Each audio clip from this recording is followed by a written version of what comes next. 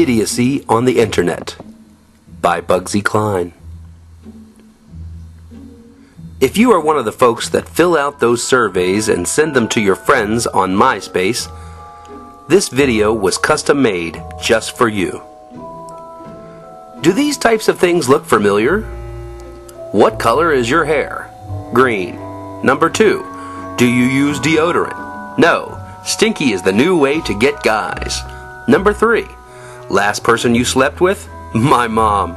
Chances are, if you've been on Myspace for more than 3 hours, someone has sent you one of these surveys. Some of these folks will send them daily. They always end with the same message. Now copy and paste, fill it out, and send it to all of your friends.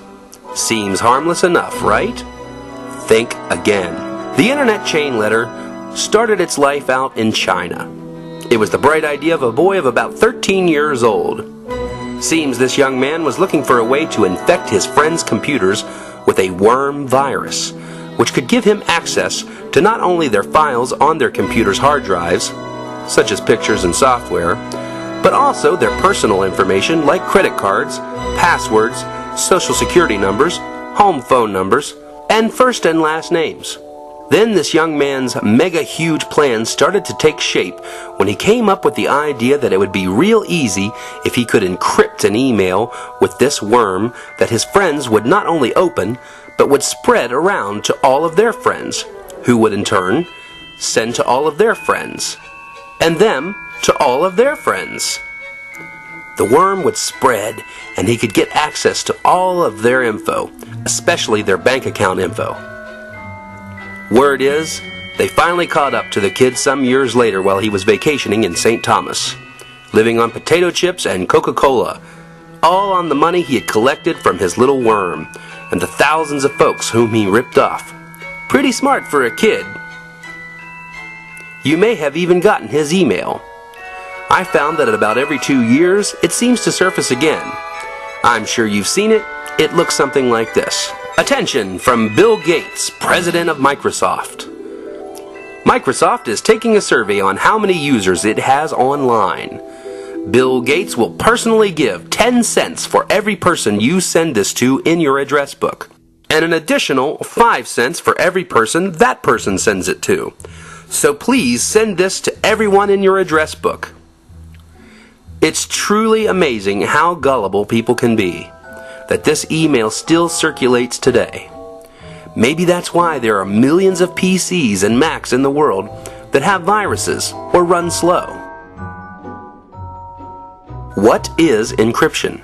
Encryption was developed by the KGB. It was and is used to send top secret information to folks all over the world, but if seen by the average person, it would look like an email that contained an egg salad recipe.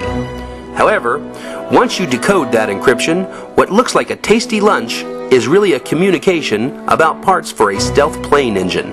Over the years, the use of encryption has grown, and knowledge of how to use it has spread like wildfire in a dry California forest. Today, encryption can be found in just about every computer in the world. Today's hackers are diligent and very savvy. Most of them young and in countries like the Philippines or some other third world country you've probably never even heard of, much less ever stepped foot in. Here's an example of how encryption can be used. You log into your Myspace and look! The girl you secretly had a crush on in high school sent you a letter. Eagerly you open the letter to see one of the millions of surveys that people send. Let's stop and think here. The person who has filled out this survey was sent the survey from one of their friends, whom got it from one of their friends, whom got it from one of their friends, whom got it from a porn website that features pictures of overweight girls having sex with barnyard animals and videos of heroin junkie guys pooping on the faces of crackhead transsexuals. 9 times out of 10, this survey has some sort of encryption in it. The encryption waits quietly for you to open up that survey sitting in your inbox. Once you open it, it goes to work ASAP in your computer's hard drive and memory. Once there, it can do all sorts of things, like allow folks to hack into your computer system and steal your information, or make changes to your settings, basically making your computer unusable. Most of the time, it's just your credit card information the encryption is looking for, but sometimes the encryption is trying to destroy computers. Yours, your friends, your bosses, your company, and even as high as the Pentagon's computers or the computer systems of the World Trade Organization. Now that you've seen this video and you have this information in your brain, it incites me to ask you these questions. Do you really have nothing else better to do with your life than fill out a survey on Myspace? If you said no, then I suggest you go for a walk, read a book, join a meetup group, go to a bar, get laid, become active in politics, or even learn to play an instrument.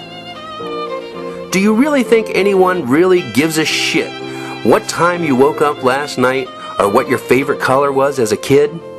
If you are that stupid and said yes, it's because most of your friends on Myspace are not really your friends at all, just casual acquaintances that secretly make fun of you when you're not around. And let me ask you this, do you like destroying other people's computers? If you said no, then why would you do it to mine or any of your friends? Also, do you mind giving up your credit card information to some kid in the Philippines for the express purpose for him to buy Star Wars action figures from eBay? I think this one's a no-brainer. So my advice to you if you're thinking of filling out one of those surveys is, instead of using someone else's words to communicate, try using some of your own. Think of interesting things to say and talk about. Or heck, just say, "What's up?" Be a real person, not a copy and paste robot. So think of old Bugsy the next time you consider sending out one of these ridiculous surveys. Not only are you putting yourself at risk, but Uncle Bugsy too. And that makes you a terrorist. And you do know what happens to terrorists, right? If not, just ask some of the folks that are down at Guantanamo Bay.